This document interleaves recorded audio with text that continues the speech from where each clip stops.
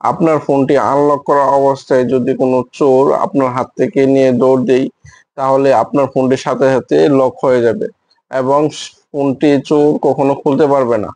সেই জন্য আপনাদের ফোনে একটি সেটিংস করে রাখতে হবে। সেই সেটিংসটি অত্যন্ত জরুরি। আমরা খুব সহজে এই সেটিংসটি করতে পারি। তার জন্য চলে যাবেন আপনার মোবাইলের সেটিংস অপশনে।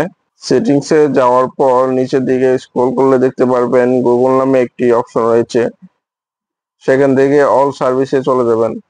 যাওয়ার পর নিচের দিকে দেখতে পারবেন, নিচের দিকে আসার পর দেখতে পারবেন একেবারে শেষের দিকে থিফ প্রোটেকশন। থিফ প্রোটেকশনে ক্লিক করার পর এখান থেকে থিফ ডিটেকশন লক এই অপশনটি চালু করে দিবেন এবং নিচে যে অফলাইন ডিভাইস লক এটিও চালু করে দিবেন।